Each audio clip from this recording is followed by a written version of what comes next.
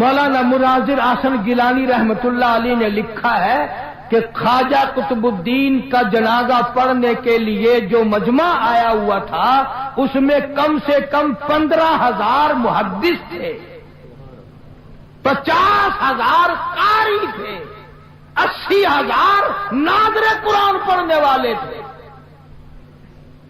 Rail, motor, کار، ہوائی جہاز کچھ نہیں تھا، اتنی دنیا جنازہ پڑھنے آئی تھی۔ جب وصیت نامہ کھولا گیا، توجہ کرنا، بس یہ بات لکھ کر اگر آج آپ لے گئے تو انشاءاللہ میرا واز کامیاب ہو جائے گا، جلسہ کامیاب ہو جائے گا۔ وصیت نامہ کھولا، اس میں لکھا ہوا تھا میری نماز جنازہ وہ آدمی پڑھائے، میری نماز جنازہ وہ آدمی پڑھائے جس میں 3 شرطیں پائی جائیں۔ میری نماز جنازہ وہ آدمی پڑھائے جس میں 3 شرطیں پائی جائیں۔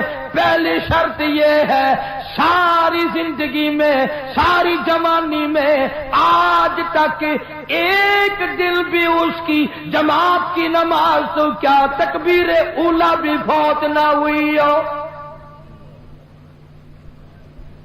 ایسا آدمی میرا جنازہ پڑھائے جس نے جب سے ہوش و حواس سنبھالا ساری زندگی میں اس کی نماز نہیں، جماعت نہ گئی۔ پہلی شرط تو یہ، اور دوسری شرط یہ ہے میری نماز جنازہ وہ آدمی پڑھائے جس کی ساری زندگی میں کبھی تہجد کی نماز قضا نہ ہوئی ہو۔ تیسری شرط یہ ہے میری نماز جنازہ وہ آدمی پڑھائے جس کی ساری عمر میں، ساری زندگی میں، بیماری میں، سفر میں، تندرستی میں، کاروبار میں، کسی حال میں بھی اس کی نگاہ غیر عورت پہ کبھی نہ پڑی ہو، غیر محرم عورت پہ اس کی کبھی نہ نظر پڑی۔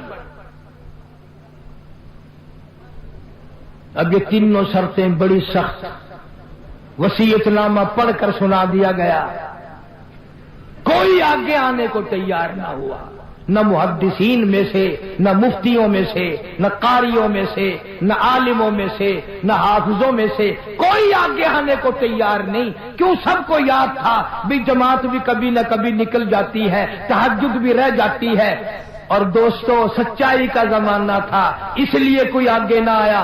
اگر آج کوئی یہ وصیت نامہ لکھ کر رکھے گا انشاءاللہ بغیر جنازے کے تشریف لے جانا پڑے گا۔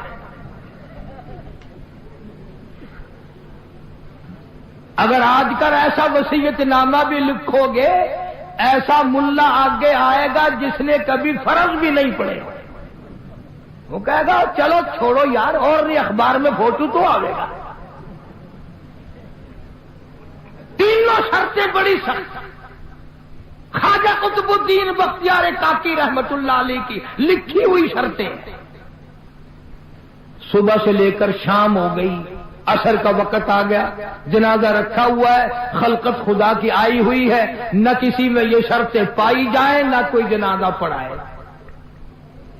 عصر کی نماز کا وقت جب قریب آیا، ایک آدمی صف میں سے نکل کر آگے آیا، جنازے کے قریب آیا اور منہ سے کپڑا اٹھا کے کہنے لگا او خواجہ تجھے کیا ملا، تجھے کیا فائدہ پہنچا، تجھے کیا چیز حاصل ہوئی، جاتے جاتے میرا پردہ کیوں کھول گیا۔ آج تک میرے رب کے سوا، تیرے سوا کوئی نہیں جانتا میں کیسا ہوں، آج تو نے میرا راز کھول دیا، میں سمجھتا ہوں کس کو لکھ کے گئے ہو، کس سے جنازہ پڑھوانا چاہتے ہو، مجھے پتا چل گیا تھا پر میں اپنے آپ کو چھپانا چاہتا تھا۔ او خواجہ مجھے دنیا میں کیوں ذلیل کر دیا؟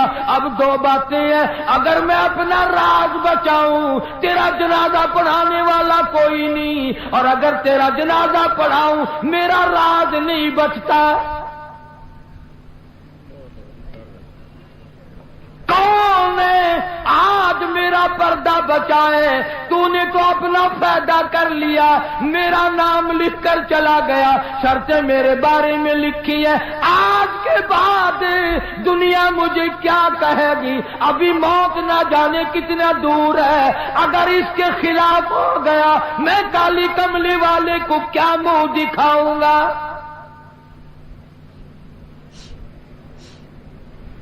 صفے بنوائی، جنازہ پڑھا دیا۔ میں تاریخ کی طرف سے ذمہ داری سے کہتا ہوں، کسی نے اعتراض نہیں کیا کہ تیرے اندر یہ شرطیں نہیں پائی جاتی۔ اب جس نے جنازہ پڑھایا، تم یہ سوچ رہے ہوگے کہ پتہ نہیں کس خانقاہ کا ولی ہوگا، کون مفتی ہوگا، کتنا بڑا پیر ہوگا، کتنا بڑا بزرگ ہوگا، خدا جانے پہاڑوں میں رہتا ہوگا۔ نہیں، اسی وقت میں جب یہ خواجہ کا انتقال ہوا ہے، فوت ہوئے ہیں، اسی وقت کا حکمراں، دلی کے تخت پہ بادشاہت کرنے والا خواجہ شمس الدین التمش تھا۔ کبھی بادشاہ ایسے ہوا کرتے تھے کہ ان کی جماعت کی نماز نہ جاتی تھی، کبھی تہجد کا ادا نہیں ہوتی تھی، کبھی غیر عورت پہ اس کی نگاہ نہیں پڑتی تھی۔ آج غریبوں، مزدوروں اور ملازموں، تم سارا دن بدنیتی سے 100 عورتوں کو تاڑتے ہو، اور مرتے وقت تمہیں کیا ملے گا؟